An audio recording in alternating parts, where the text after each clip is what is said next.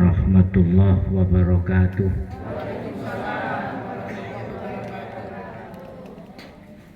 Alhamdulillah summa alhamdulillah alladzi allafa baina qulubikum fa asbahtum bi ni'matihi ikhwana.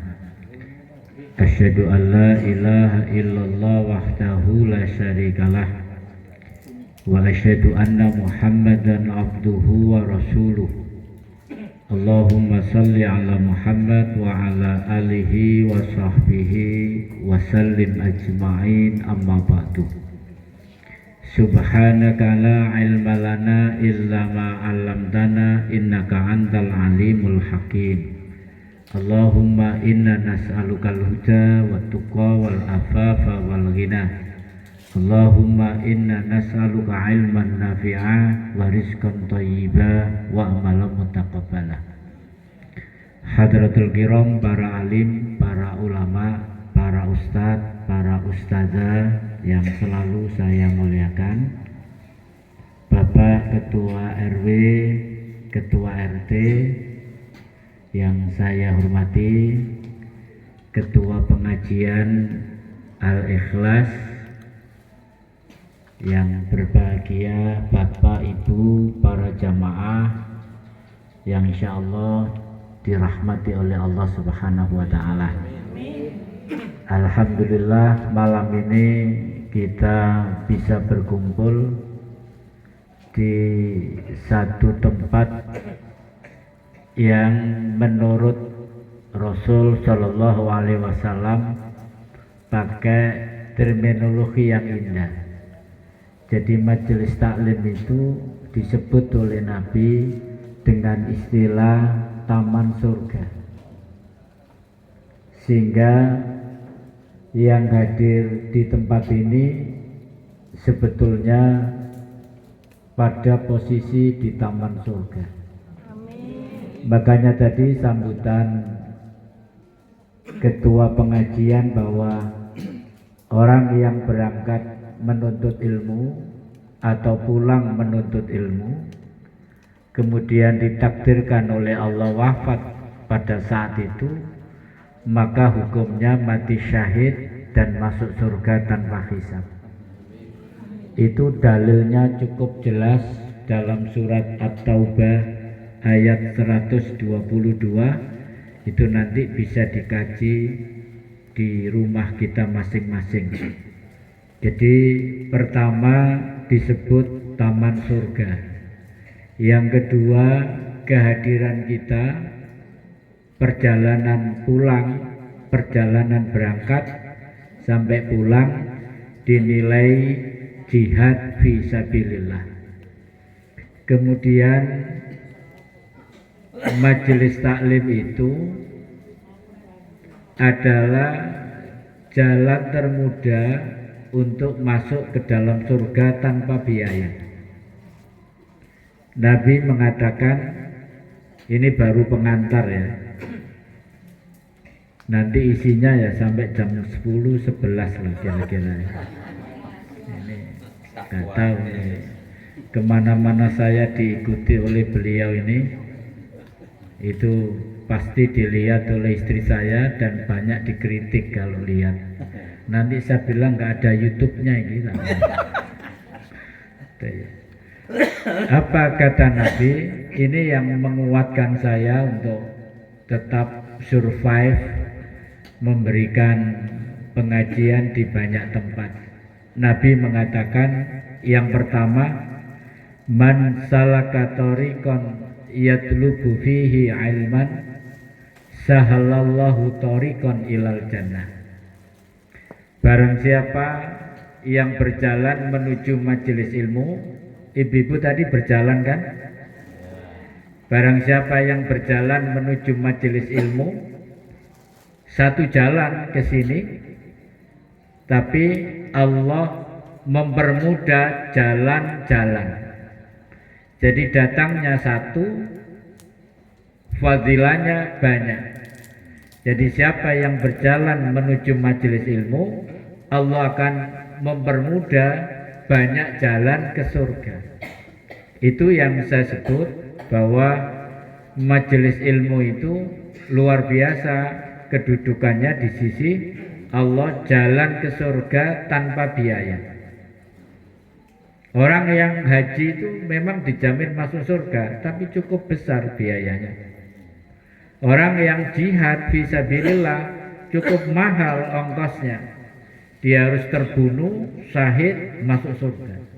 Tapi ini ada jalan yang mudah, bebas biaya, hanya berjalan menuju majelis ilmu, bahkan jalan ke surganya banyak.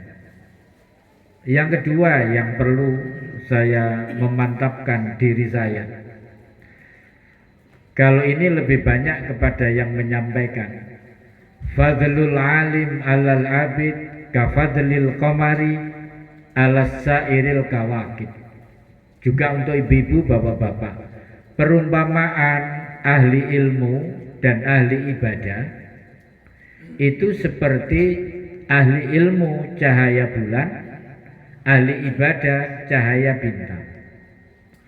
Ini menunjukkan kedudukan ahli ilmu atau orang yang berilmu. Kalau nanti diamalkan oleh ibu-ibu, bapak-bapak, kedudukannya di atas ahli ibadah.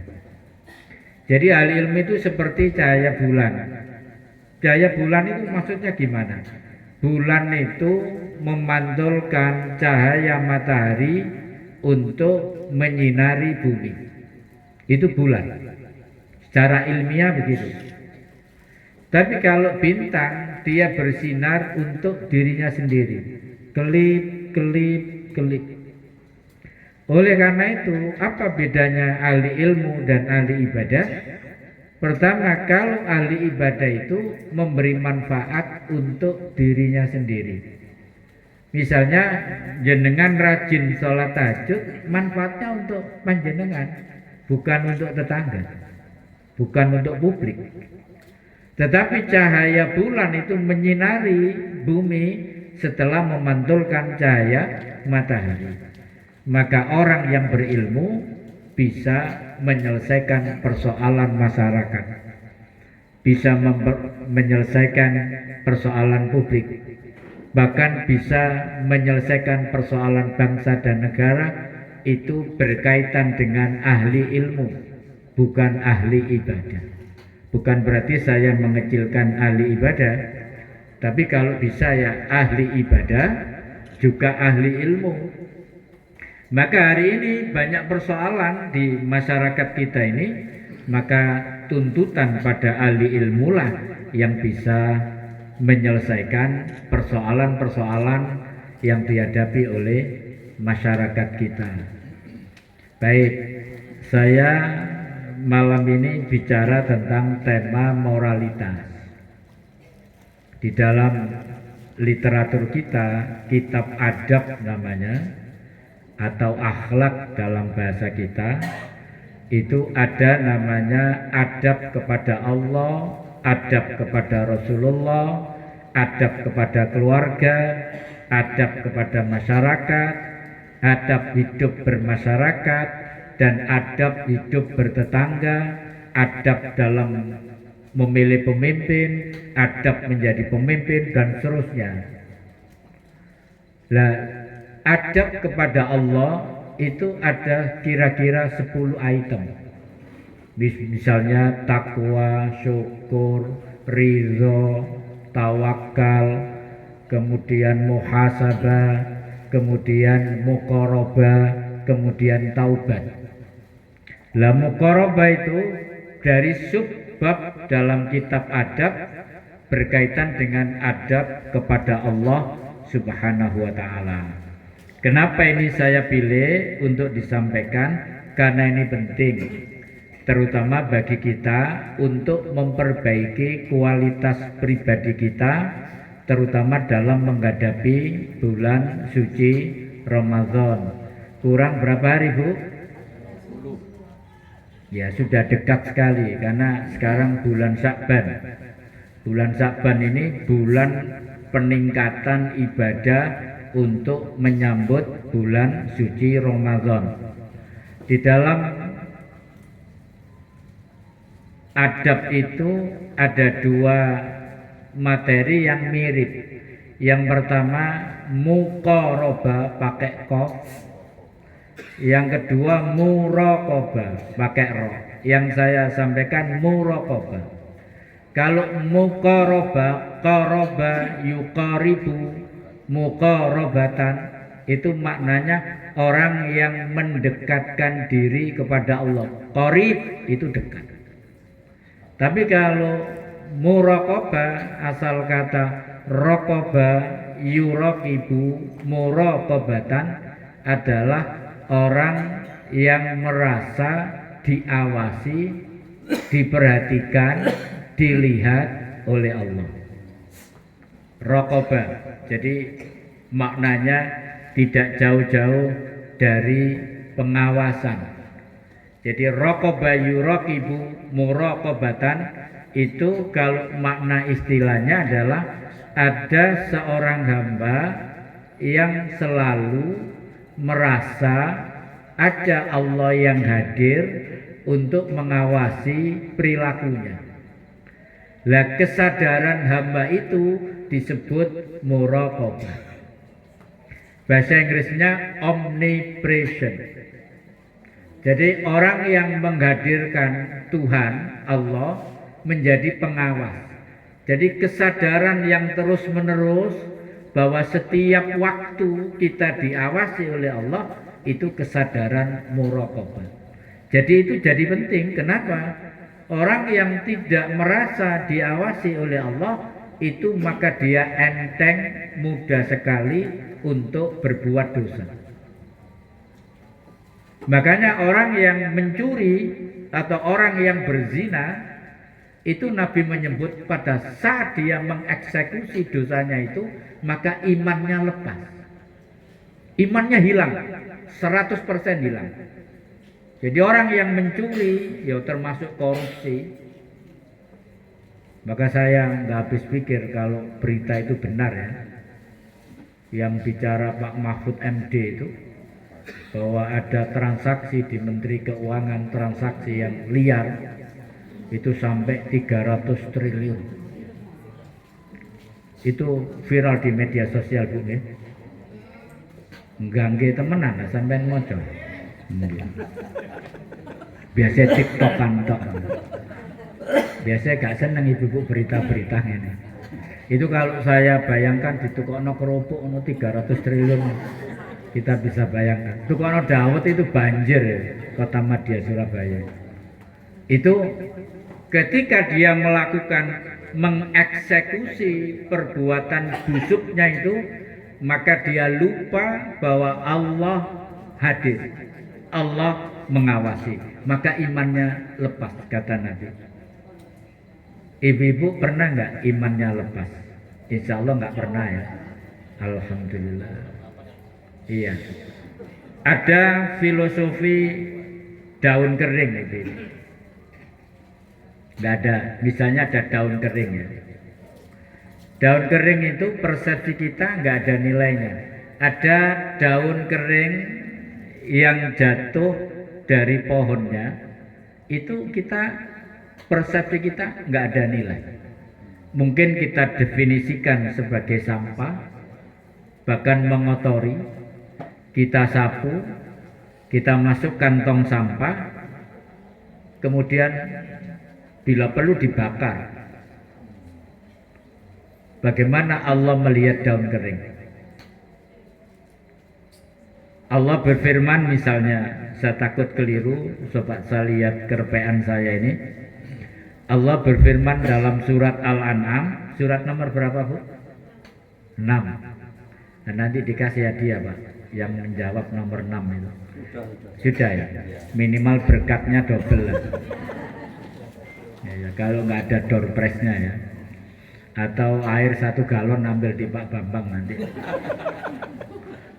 Mumpung masih ada airnya. Dalam surat Al-An'am, surat 6, ayat 59, Allah bicara tentang daun kering yang menurut kita tidak punya nilai. Wa ma tasqutu min waraqatin illa ya'lamuha. Dan tiada satu helai daun kering yang jatuh dari pohonnya, niscaya Allah mengetahuinya. Daun kering disebut oleh Allah di dalam Al-Quran.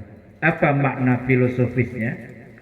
Kalau daun kering saja, ibu-ibu, bapak-bapak, yang jatuh dari pohonnya ke tanah, yang menurut kita tidak punya nilai, tapi Allah menyebutnya dalam Al-Quran surat 6 ayat 59, itu artinya kalau daun kering saja diperhatikan oleh Allah, apalagi perilaku manusia yang disebut sebagai makhluk ahsani taqwim.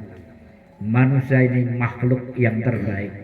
Artinya perilaku kita itu akan lebih diperhatikan oleh Allah. Daun kering saja diperhatikan. Masa perilaku manusia tidak diperhatikan oleh Allah? Lebih diperhatikan. Dari situlah kita harus berhati-hati, karena setiap ucapan kita, gerakan dalam lubuk hati kita, perilaku tangan kita, perilaku kaki kita, sekujur tubuh kita itu melakukan apapun dipotret, diawasi, waskat, pengawasan melekat oleh Allah. Maka orang yang punya kesadaran ini adalah orang yang berhati-hati dalam hidup ini. Tidak sembrono. Kenapa? Pasti akan dicatat oleh Allah Subhanahu wa ta'ala. Satu. Yang kedua, supaya bijaksana, saya sebutkan beberapa dalil berkaitan dengan muraqabah. Yang pertama surat An-Nisa surat 4 ayat 1. Allah mengatakan, innallaha kana 'alaikum raqiba. Sesungguhnya Allah selalu menjaga dan mengawasi kamu sekalian. Enggak ada yang lepas dari pengawasan Allah. Nah, kesadaran ini karena kita punya iman terhadap Allah, bahwa Allah itu punya sifat alim, sama, basor, khabir, dan seterusnya.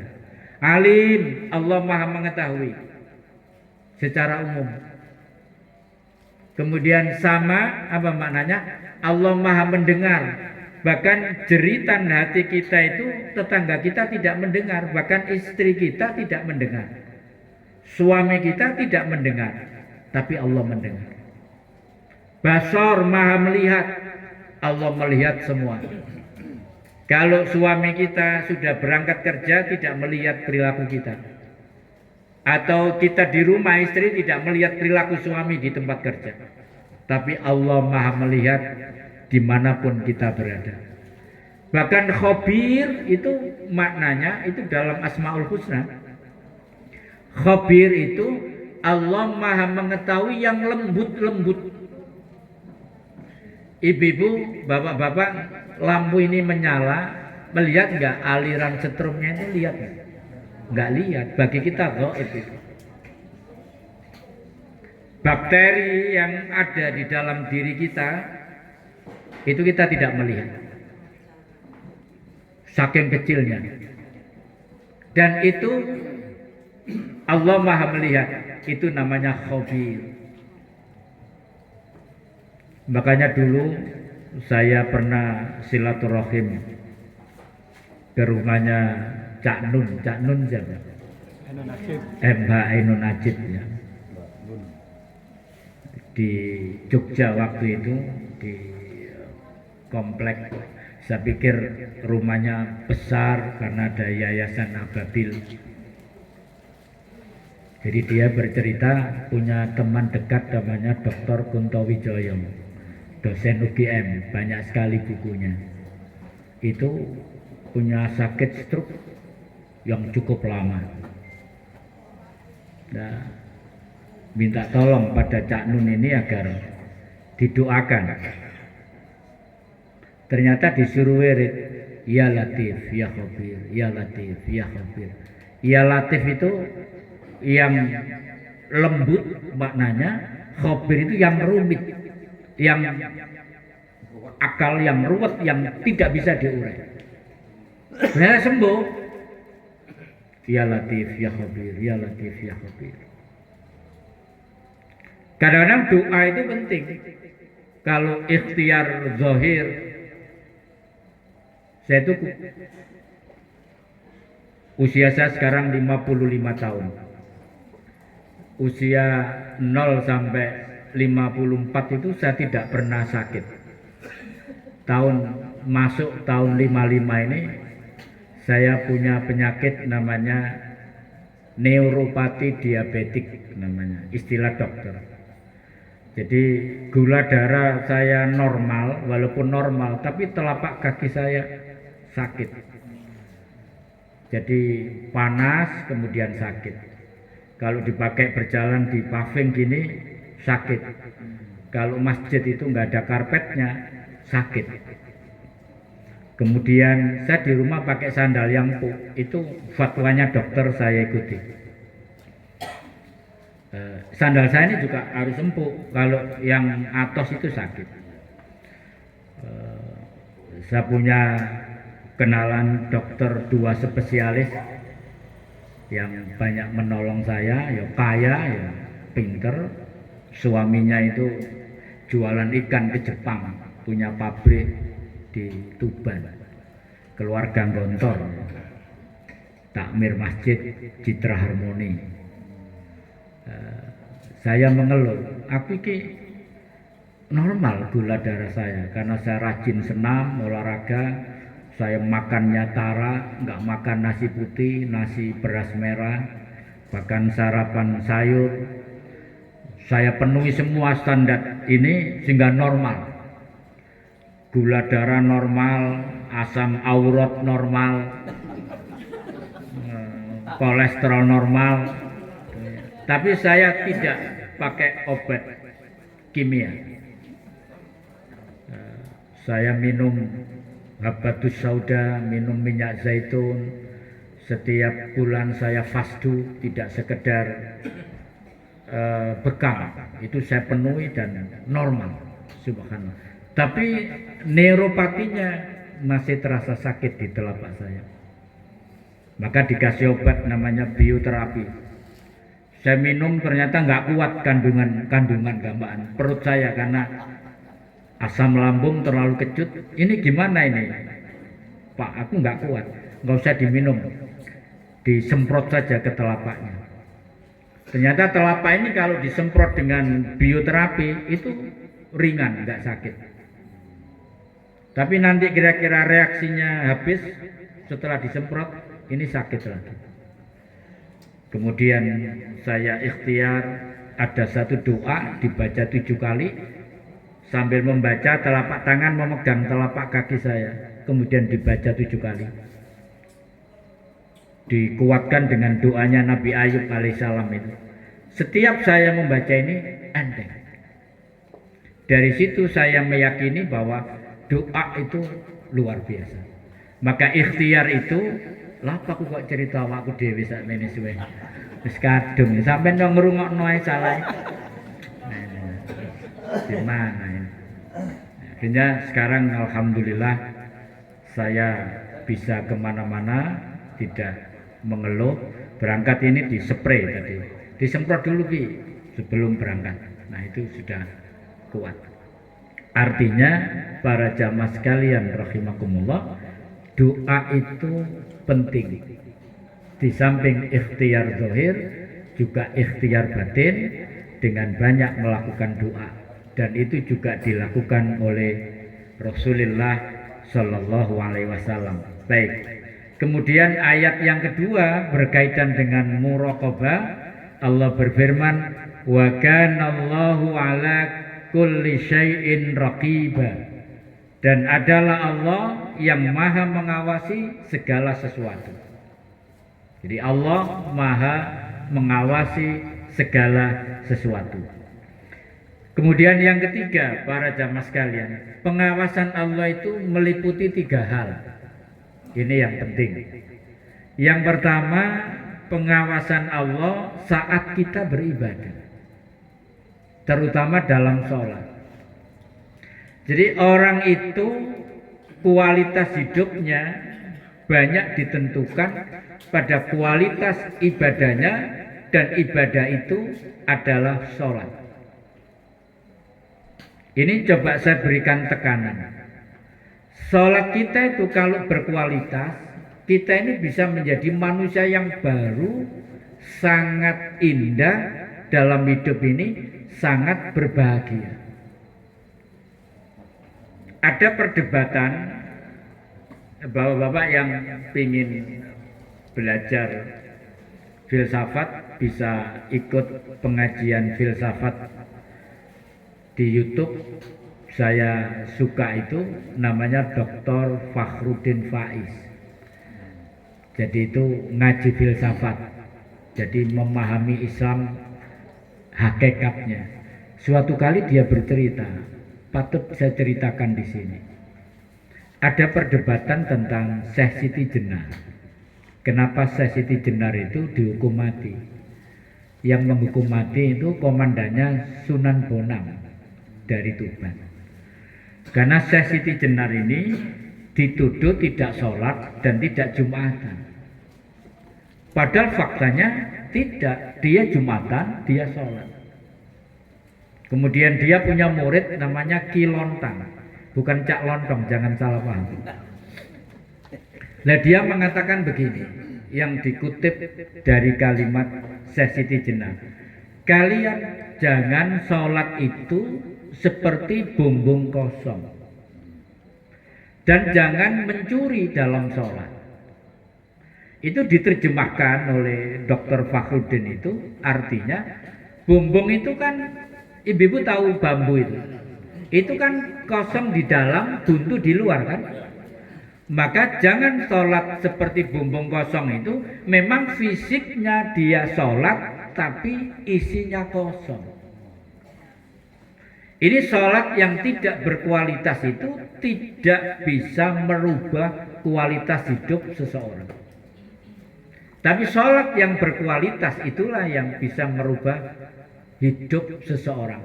Nah, sholat yang berkualitas itu tadi disebut bagus sekali oleh Ustazah Zubaidah, membacakan surat Al-Mu'minun, Qad aflahal mu'minun, sungguh beruntung atau menang. Aflaha itu menang, makna yang paling dekat.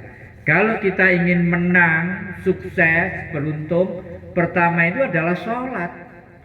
Alladzina hum fi sholatihim khashi'un, yaitu orang-orang yang khusyuk dalam sholatnya. Khusyuk itu begini, ini gayanya Syekh Siti Jenar, tidak bumbung kosong. Khusyuk itu klik, maksud klik itu begini. Ya apa ya, ngerang ngene wis. Bingung aku. Ibu-ibu iki bingung no ya ibu-ibu. Didelok ae. Misalnya yang klik itu begini. Sholat jamaah nggih, contoh sholat jamaah. Sampai kan di belakang. Imamnya kan membaca, mengucapkan Allahu Akbar. Hati sampean sibuk, Allah Maha Besar. Berarti klik sampean. Itu bumbung sampean tidak bisa. Alhamdulillahi Rabbil Alamin. Hati sampean sibuk. Segala puji bagi Allah, Tuhan semesta alam. Klik. Tapi kalau sampean ingat memean, jemuran, kompor, menu pengajian, THR, poso, bapak are-are, berarti sampean ingat ngelamyar. Itu yang kata Syekh Siti Jenar, sampean mencuri dalam sholat. Maka kalau kebetulan sampean tidak klik dalam sholat jamaah, ikut imam. Alhamdulillahi Rabbil Alamin. Gak klik, terus saja. Ar-Rahmanir Rahim, yang maha pengasih lagi maha penyayang. Klik berarti. Tapi kalau sholat sunnah bisa diulang-ulang sampai klik. Allahu Akbar. Kompor mangus tak patennya apa durung? Belum klik, ulangi gak apa-apa. Allahu Akbar. Allah Maha Besar. Kenapa harus klik?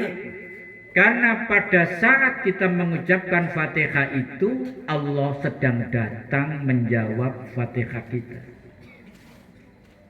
Coba jenengan saya ajak ngomong, kemudian tiba-tiba sampai melengos ke kanan ngomong sama beliau, saya tersinggung apa tidak? Sangat tersinggung. Lah ini Fatihah kita dijawab oleh Allah, jawabannya gimana? Ketika alhamdulillahirabbil alamin, segala puji bagi Allah, Tuhan semesta alam, sampai klik Allah datang menjawab, hambaku memuji. Bayangkan dia mengucapkan di depan kita, kita tinggal. Ar-Rahmanir Rahim, yang maha pengasih lagi maha penyayang. Hambaku memujiku yang kedua kalinya. Maliki Yaumiddin, yang merajai di hari pembalasan. Hati kita sudah klik, Allah menjawab, hambaku memuliakan aku. Iyyaka na'budu wa iyyaka nasta'in. Hanya kepadamu ya Allah aku menyembah. Hanya kepadamu ya Allah aku mohon pertolongan. Klikkan sampai menerjemahkan, Allah menjawab, ini pembagian antara aku dan hambaku. Dibagi dua. Iyyaka na'budu untuk Allah, wa iyyaka nasta'in untuk hamba. Kemudian terakhir, ihdinas siratal mustaqim, siratal ladzina an'amta 'alaihim ghairil maghdubi 'alaihim waladdallin. Ya Allah, tunjukilah kami jalan yang lurus, jalannya orang-orang yang Engkau beri nikmat, bukan jalannya orang-orang yang Engkau murkai, orang Yahudi, dan bukan jalannya orang-orang Nasrani, waladdallin.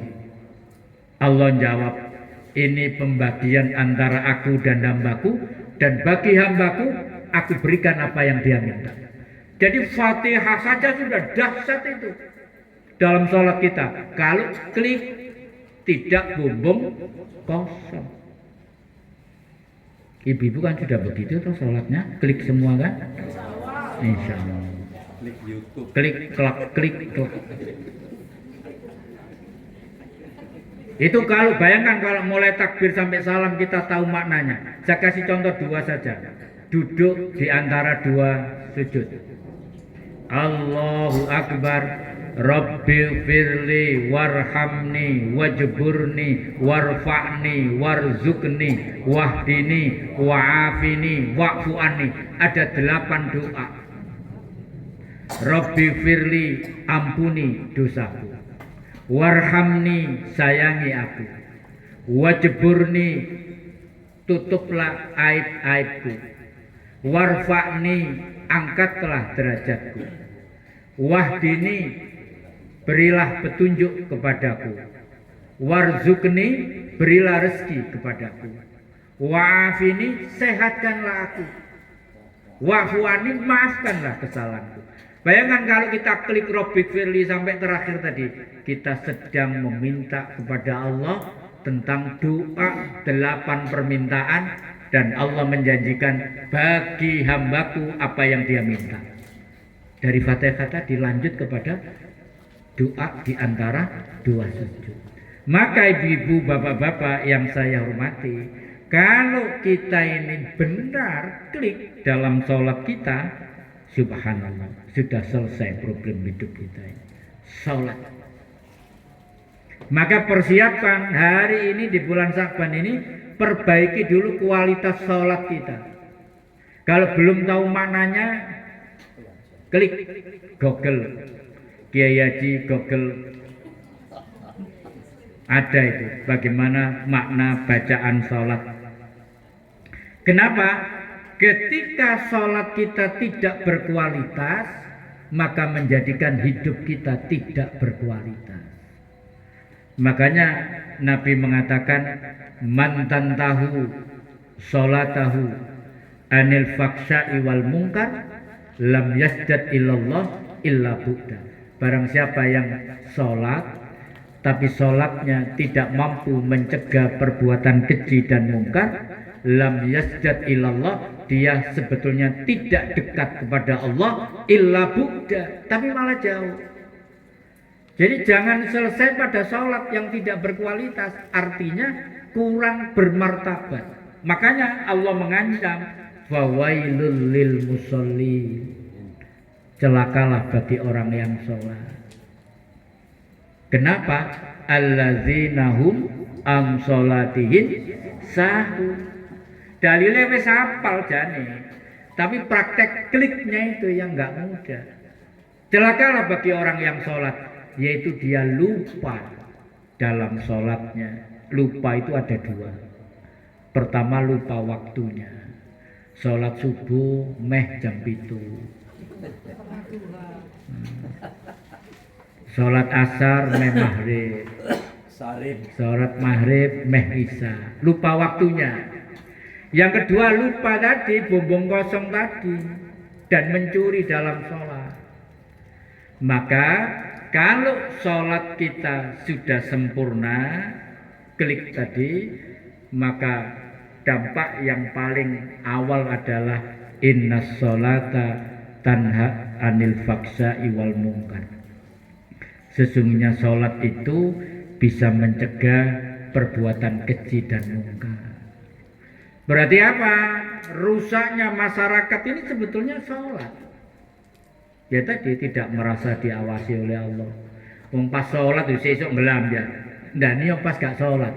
Sholat itu ngweling gak karuan daniyo pas tidak sholat. Dia hadir di tempat Allah, rumah Allah, itu seeling liyane daniyo di luar masjid. Kita bisa membayangkan. Makanya perbaikilah sholat. Makanya muqarabah yang pertama itu apa? Adalah muqarabah pengawasan Allah dalam ibadah. Yang kedua, dalam muamalah. Muamalah itu ya di luar ibadah itu muamalah. Kalau ibadah itu secara fikihnya begini. Kalau ibadah itu semua dilarang kecuali yang diperintah. Itu ibadah. Tapi kalau muamalah semuanya boleh. Bisnis apa saja boleh semua kecuali yang dilarang. Misalnya jual babi dilarang, miras dilarang, riba, semuanya boleh. Maka orang yang hadir, makanya yang punya bisnis itu harus bersyukur. Hanya ada satu dalil, itu tidak berkaitan dengan profesi apapun kecuali bisnis. Bunyinya apa? At-tajirus saduq dakhalal jannah. Pedagang yang jujur, pebisnis yang jujur dijamin masuk surga. Enggak ada riwayat profesi yang lain. Bahkan kiai enggak ada. Kiai yang baik dijamin masuk surga. Enggak ada. Tapi pebisnis ini kenapa? Karena ini enggak mudah. Jadi merasa diawasi oleh Allah ketika bermuamalah itu butuh kekuatan keimanan yang 24 karat. Bisa jujur. Makanya Nabi pertama-tama modalnya adalah jujur. Sehingga sampai Siti Khadijah terpesona. Jadi kalau ibu-ibu membaca sejarah, jadi belum Nabi ya Muhammad itu diuji dulu oleh Khadijah untuk berdagang ke Syam produk yang di gudang nggak laku tahun kemarin. Jadi seandainya dibawa lari, Khadijah nggak terlalu rugi. Karena produk yang apa ya? Kalau dalam bahasa kita itu expired. Sampai pewinter. Ame-ame dia dipuji dia gak nyoting tok stres ini. Akhirnya apa? Dibawa oleh Nabi ke Syam, diikuti oleh Maisarah. Bahkan belum 100%, tidak dilepas sendiri, tapi pembantu kepercayaan Khadijah, kamu awasi Muhammad bagaimana sepak terjangnya membawa produk kita ini. Akhirnya apa? Ada sesuatu yang menakjubkan. Berangkat ada awan yang mengikuti, pulang ada awan yang mengikuti. Kemudian di pasar Sam itu kalau sekarang ya Palestina, Lebanon, Suriah, Yordania itu dulu Syam namanya. Nanti Dajjal itu muncul dari sana. Imam Mahdi juga muncul dari sana.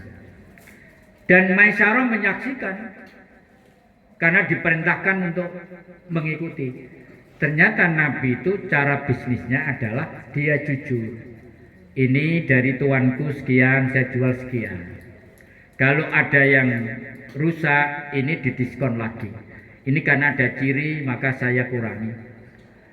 Terus yang kedua, produk yang lama tidak ada di pasar Sam dibawa oleh Muhammad tadi. Banyak orang mencari karena barang ini sudah expired, nggak dijual, ternyata dibutuhkan di Sam, langsung dalam waktu singkat habis total dan keuntungannya cukup. Dibawa pulang.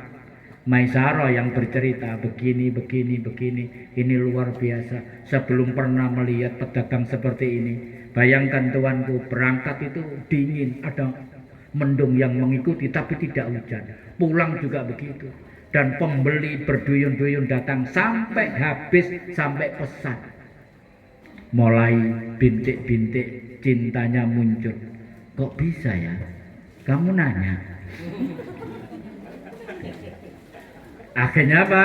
Singkat cerita, kemudian Khadijah ini karena wanita terhormat, wanita yang disucikan oleh Allah, dia tidak langsung, "Mat Muhammad, gelem gak jadi bojoku?" Nah, itu kasar banget. Maka dia melalui Maisarah. Wahai Maisarah, katanya belum menikah ya Muhammad itu. Iya Tuhan belum. Kenapa Tuhan? Enggak kenapa-kenapa. Enggak langsung. Singkat cerita kemudian mak jomblangnya adalah Maisarah. Nabi Muhammad juga begitu, seorang laki-laki yang disucikan oleh Allah. Saya enggak ada masalah Maisarah, tapi harus izin paman saya Abu Thalib. Karena Siti Khadijah ini banyak pembesar-pembesar yang antri tapi dia menolak. Tetapi berkaitan dengan Muhammad yang amanah ini, at-tajirus saduq, hatinya luluh. Itu saya ingat istri saya terhadap saya begitu, hatinya luluh. Luluh lantak. Enggak serius Bu, jangan percaya ini. Hanya apa? Menikahlah dengan pengawasan Allah dalam muamalah. Dan itu tidak mudah. Karena pebisnis itu, orang jualan itu, godaannya adalah pada ketidakjujuran yang paling sulit. Sampai beli apukat di jalan raya itu 3 kilo. Sampai ayoni di rumah kadang-kadang kurang, setengah on, kadang kurang. Di TikTok itu kan banyak contoh-contoh orang dikumpulkan dulu, ternyata ini sudah ada, ini ditaruh ini. Nah itu, makanya pengawasan Allah yang kedua adalah pada muamalah. Dan ada hadis sahih yang mengatakan pedagang yang jujur dijamin masuk surga. Ya enggak hanya pedagang, kalau jujur dijamin masuk surga. Tapi berkaitan dengan profesi pebisnis. Saya ini juga punya pengalaman jualan kambing sapi bertahun-tahun. 3 tahun terakhir ini saya nggak jualan. Kadang-kadang yang ngenes. Wis kene jujur sik dinyang. Ya iku takmir yo menyang ae wis duk nang tadi. Ya Allah, duit wong akeh cik tegone sampean. Aku ya gak ngomong ngono. Ini akan menggoda orang yang bisnis ini dusta dengan banyaknya penawaran itu. Makanya bibu ojo dinyang, wong terong ya dinyang. Karena ada itu adik saya tukang sayur, kangkung itu dinyang. Ojo beojo ngene. Kulake gak oleh mbak ojo bojo. Bilangan aja, iki wis murah mbak. Saya juga begitu. Diturunkan Pak Ustaz, ini 200 atau 300. Pak ini sudah murah. Aku gak berusaha kan. Pak ini sudah murah, banding dengan yang lain maksud saya. Tapi sih dinyang. Kadang-kadang menyang tok gak tuku. Nah, itu godaannya orang bisnis harus sabar. Saya ngalami jual kambing, jual sapi kalau bulan Idul Adha itu bertahun-tahun. Sampai pernah saya dapat pesanan kedutaan Australia untuk Indonesia. Saya ini saking larisnya, Ustadz ini bisa nggak ngirim besok 80 domba, harga nggak soal. Lah aku wis krungu kok kambing ngono. Ternyata saya kirim wedhus kacangan. Langsung ditolak pesannya domba lagi 80. Bayangkan. Apa gak stroke kamu? Tapi Allah Maha Kuasa. Saya telepon, Mas keliru. Isok nggak ngirim nanti sore jam 4 80 domba. Siap Ustaz. Kirim mentak tunggu. Wis. Padahal besok sudah khutbah Idul Adha. Gak mikir materi khutbah, aku mikir wedhus tok iki. Insyaallah. Karena pedagang kambing, subhanallah, Allah Maha Kuasa ya. Kambing itu dikirim, domba dikirim 80 selamat. Lah kari sing 80 iki ya. Kan balekno. Itu saya percaya kehadiran Allah saat itu betul Allah itu hadir. 80 ini mau saya bawa pulang itu habis di jalan, enggak sampai rumah habis. Jadi satu hari saya menghabiskan domba 80 kali 2 140 satu hari. 100 berapa? 160. Aku langsung tenang. Menekut baju khutbah Idul Adha wis tenang. Tapi awak kayak gak rupa-rupa. Nah itu berusaha jujur itu nggak gampang. Yang terakhir, pengawasan Allah pada setiap saat. Ini di luar ibadah, di luar muamalah, itu pengawasan Allah pada setiap saat. Apa dalilnya? Surat Qaf itu surat berapa? Surat 50 ayat 18. Allah berfirman, "Ma yalfidhu min qaulin illa ladaihi raqibun atidun." Tiada suatu ucapan yang diucapkan melainkan di samping kanan kiri ada raqibun atidun, ada malaikat pencatat kebaikan, ada malaikat pencatat keburukan. Jadi kita nggak bisa lepas. Kemudian sebagai penutup supaya tidak terlalu panjang, yang dimaksud dengan muraqabah yang ketiga itu adalah seperti di dalam ayat Al-Quran, hadis ya, ittaqullaha haitsuma kunta. Bertakwalah kepada Allah dimanapun kamu berada. Nah ini, dimanapun berada, menghadirkan Allah itu namanya bertakwa kepada Allah. Ketika di rumah, ketika di masjid, ketika di gedung DPR, ketika di kantor pajak. Ini temanya kan pajak. Ini pegawai pajak ini ketir-ketir juga. Saya mau besanan dengan pegawai pajak.